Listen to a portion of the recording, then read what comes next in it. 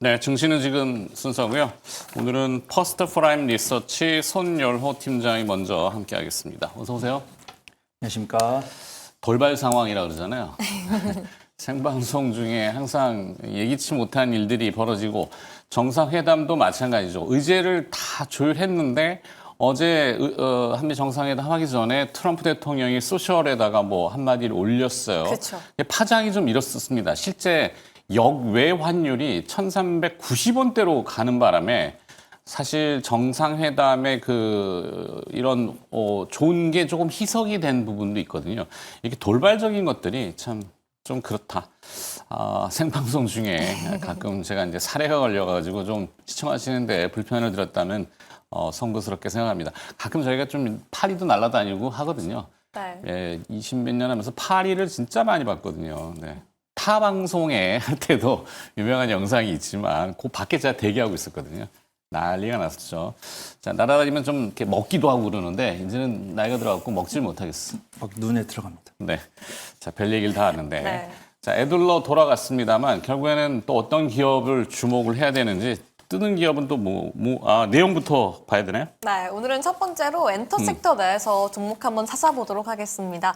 전일 한미 정상회담 이슈로 전일은 상대적으로 덜 부각되긴 했었는데요. 이 주말 사이에도 K-팝 데몬 헌터스가 넷플릭스에 상영되는 만화 애니메이션에도 불구하고 미국 극장가를 또 쓸었다라는 소식이 들려오기도 했었고요.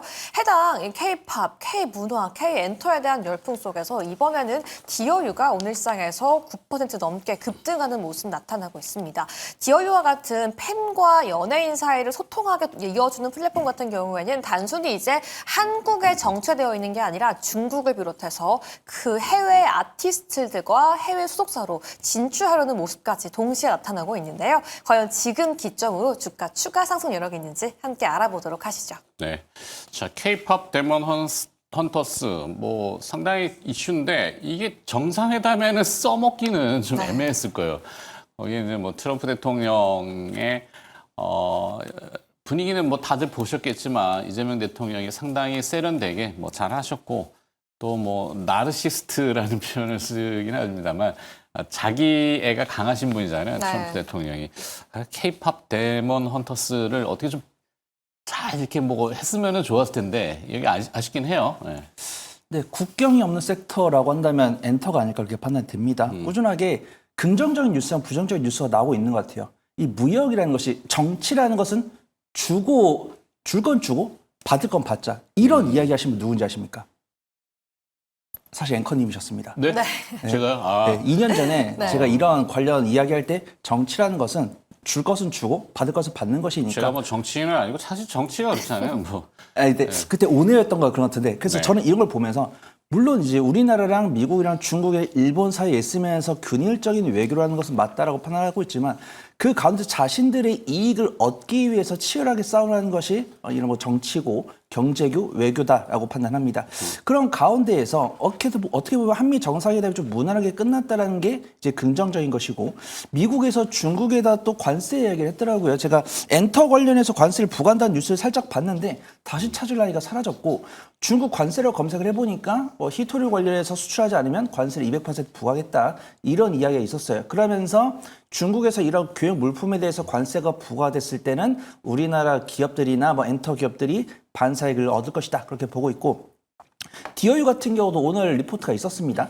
SM의 2대 주주가 텐센트고 그 다음에 디어유 1대 주주는 SM이고 2대 주주는 JYP 엔터테인먼트인데 이 디어유가 기저효과를 얻으면서 이제 중국에서의 공연 그다음에 중국 공연이라고 검색을 해보시면은 뭐 이제 JYP 엔터테인먼트 소속 걸그룹이라든가 아니면 보이그룹 그다음에 이번에 케플러도 중국에서 공연이 가능할 것이다 이런 부분들이 있습니다. 그런 낙수 효과를 얻을 것이다라고 보고 있고요.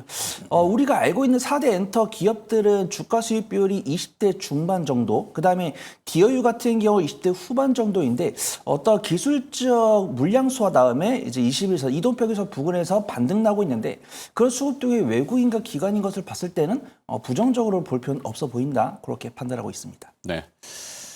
기브 앤 테이크. 그래, 줄 건 주고 받을 건 받고 그게 이제 국가 간의 교섭도 마찬가지일 텐데 중요한 거는 자국의 이익이 우선이잖아요.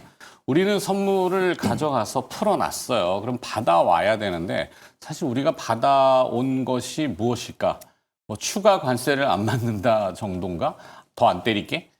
그걸 가지고는 좀 그렇잖아요. 그냥 다만 컨트리 리스크를 낮추기 위해서 뭐 대북 관련된 이슈를 제시했고 트럼프 대통령이 올해 안에 김정은 국방위원장을 만나고 싶다라고까지는 받아왔는데 그게 뭐 남북 경협 그러니까 북한의 이제 응답을 기다려봐야 되겠죠. 또 뭐 헛소리 저기 강한 소리가 나오면은 또 이게 애매하고 참 그런 상황인 것 같아요.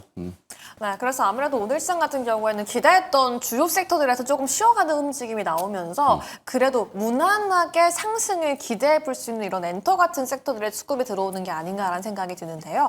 오늘 이야기하고 있는 디오유 같은 경우에는 이 텐센트가 SM의 지분을 인수했다는 소식이 올해 들려왔잖아요. 텐센트가 SM의 지분을 인수하면서 디오유까지 도입을 해서 이 중국 주요 가수들도 점차 디오유의 팬과 소통하는 플랫폼에 참여를 하기 시작했습니다. 물론 네. 조금은 연기되고 있다는 소식이 2주 전에 들어오면서 조금 주가가 조정받을까 우려가 있기도 했지만 앞으로도 중국 내에서 중국 가수들과 중국 팬들을 대상으로 확대가 된다면 수익 측면에서는 더욱더 확대가 될 수 있다고 기대가 되고 있습니다.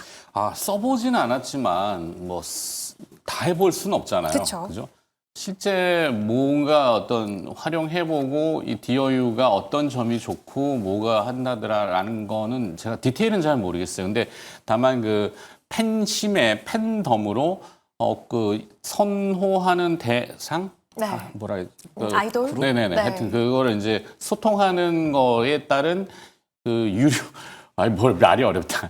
근데 대부분 채팅이나 보이스로 하겠죠? 근데 여기에 이제 네. AI를 접목을 시키면은 조금 더 현실성이 있을 수도 있겠고, 뭐 그런 부분은 있겠죠. 아직 그 내용이 있진 않죠. 네, AI 저는 이제 팩트만 좀 보고 있는데 제가 한알령 해제 관련 이야기 드리면서 주가는 늘 실적이 비례한다라고 말씀을 드립니다.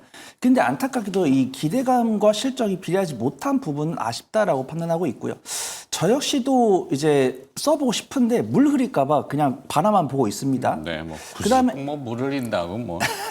그다음에 이게 안타까운 게 뭐냐면 그때 SAMG 엔터 말씀드릴 때도 분명히 SAMG 엔터에서도 아동들을 대상으로 컨텐츠를 만들고 있는데 그 물품들은 잘 팔리고 있고 이 아이돌 대상으로는 굿즈를 만드는데 잘 팔리지 않는다는 것은 이 소비층의 연령대가 다른데 이 소비층들은 해당 타깃 아이돌, 타깃 캐릭터에 비해서 원하는 게 다르다는 것이죠.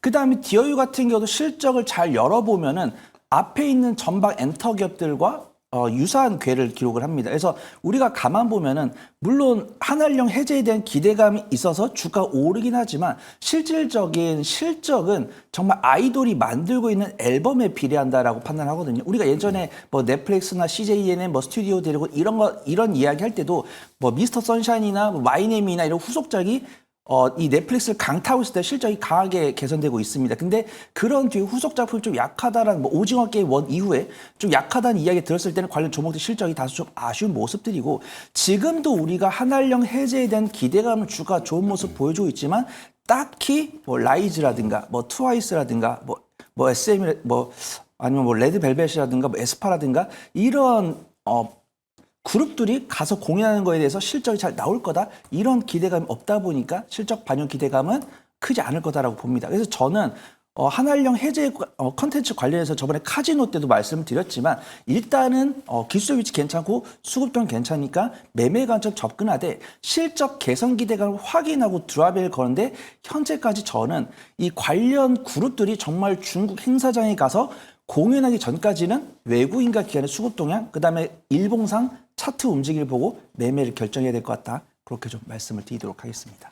저도 해주신 말씀에 공감을 하면서 네. 디어유도 정말 좋지만 디어유는 대형 기획사입니다.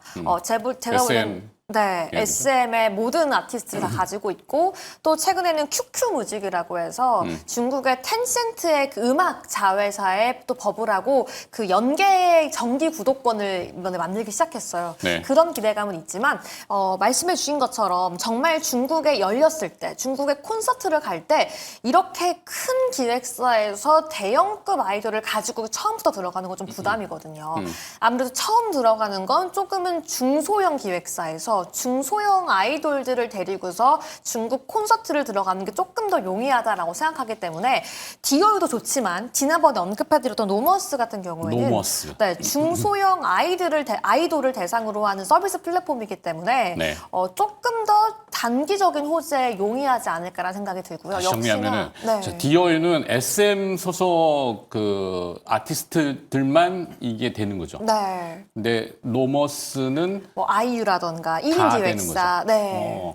그러니까 보험으로 치면은 이제 뭐 이렇게 한 보험만 하다가 이제 GP라고 하나 요즘 뭐 종합보험 네. 개념이 맞나요? 지금 잘 이해했나요? 네, 조금은 비슷해요? 다양하게 진출할 수 있고 조금 1인 기획사, 중소형 기획사 이런 것까지 포함할 수 있는 플랫폼으로? 기업이기 때문에 네. 단기적으로 조금 더 호재에 민감하게 반응할 수 있지 않을까라는 생각이 듭니다. 근데 지금 디어유가 오늘 주가가 강한 이유가 3분기 실적 기대감이에요? 네, 함께 거론되고 있습니다. 그게 왜? K-팝 데몬 헌터스 때문에 후광 효과를 낼 거다? 확실하게 디어유하고는 관계가 있나? 이제 뭐 K-팝 데몬 헌터스 때문에 뭐 명동이나 종로주에 방문객이 좀 증가했다라는 뷰가 있고 명동에서 디어유를 써요?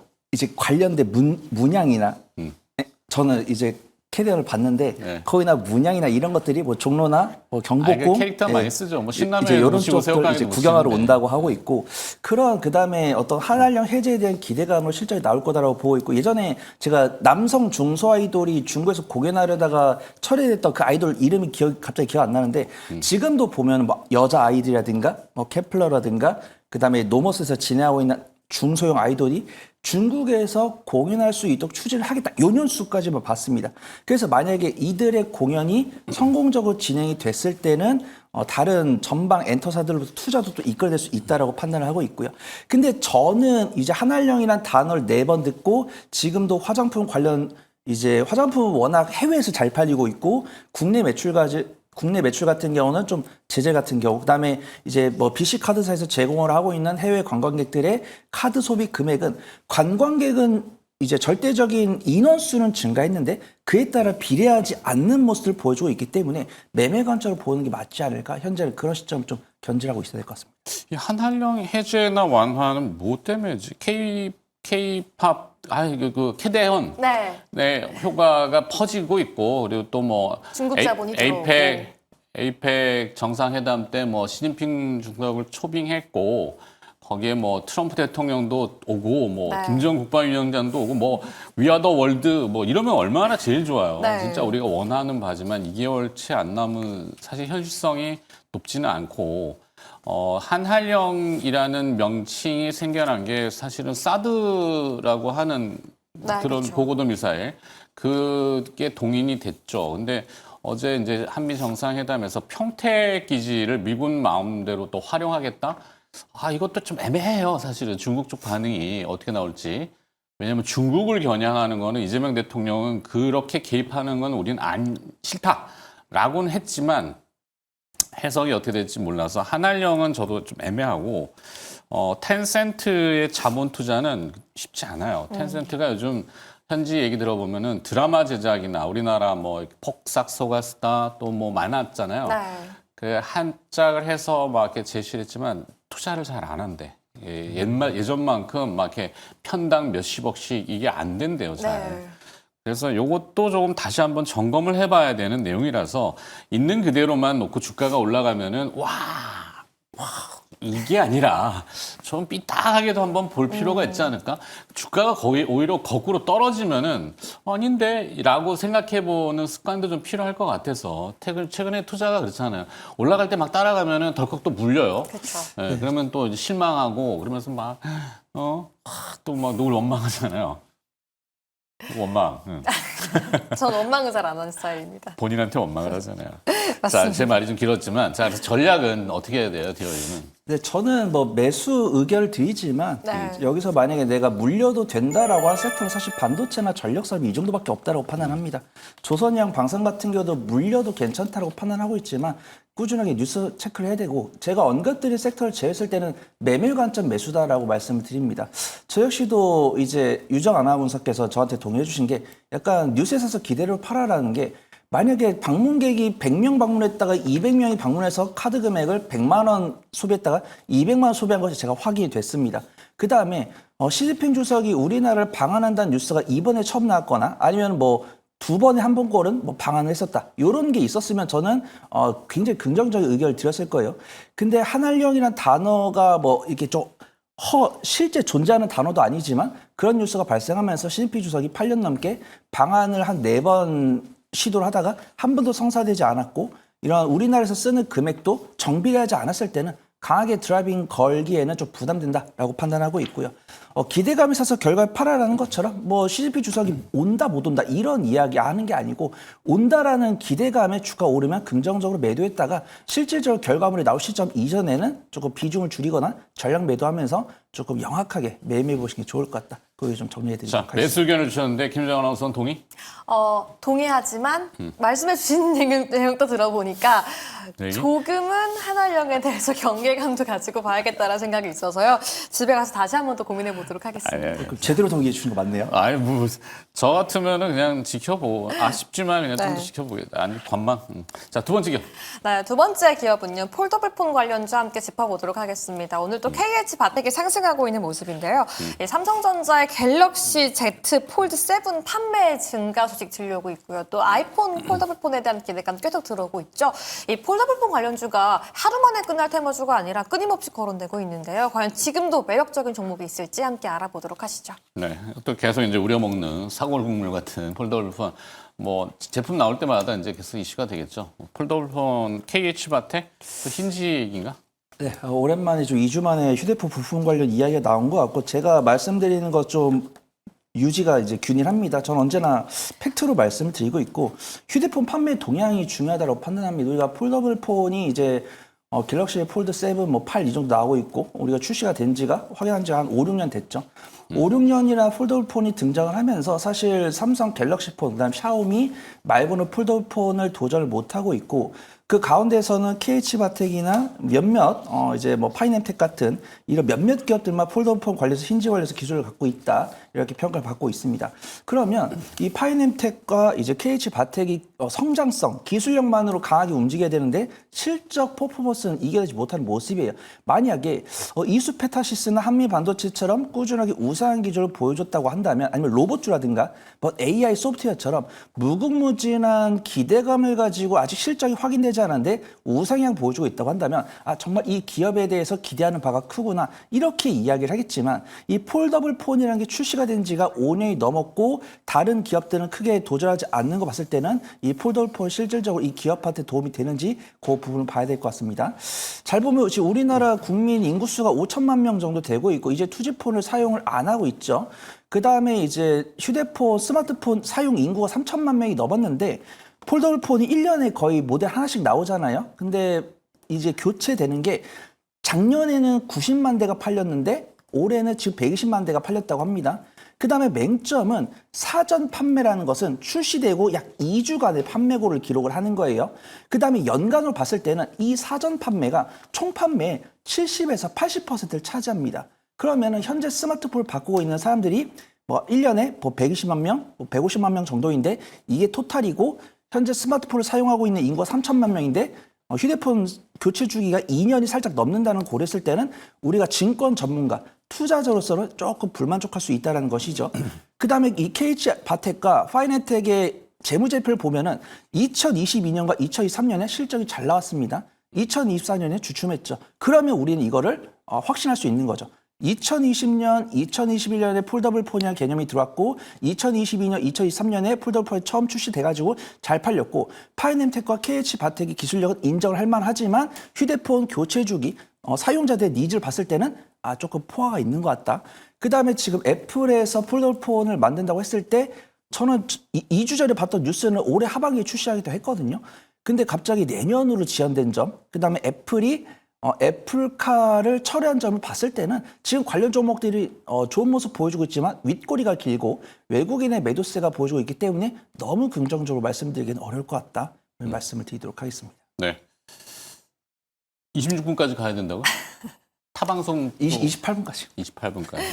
네, 사실 저 같은 경우에는 이런 폴더폰 관련주가 처음 상승했을 때는 하루짜리 테마인가 싶었는데 폴더블 폰? 네, 이게 계속해서 거론되다 보니까 이게 꾸준히 봐야 되는 테마인가 보다라는 생각을 하고 있습니다. 애플 제품 나올 때까지는 계속 끌고 가겠죠. 그렇죠. 네. 그리고 저희가 계속 이야기하고 있는 게 지금 전체 시장에서 폴더블 폰의 파이가 2% 정도밖에 되지 않는다고 하잖아요. 네. 그런데 삼성전자가 한 1,600만 대를 연간 만드는데 애플이 또 여기에 1,100만 대를 투입을 하게 되면 시장 자체가 규모가 커지게 된다라면 이 폴더블폰 부품 관련 종목들의 실적과 기대감이 더 커질 수 있는데 아직 주가는 오늘 오르고 있는 종목도 있긴 하지만 아직 안 간 종목들 오히려 지금 빠지고 있는 종목들이 있어서 지금 들어가기에도 나쁘지 않은 가격대라는 생각이 듭니다.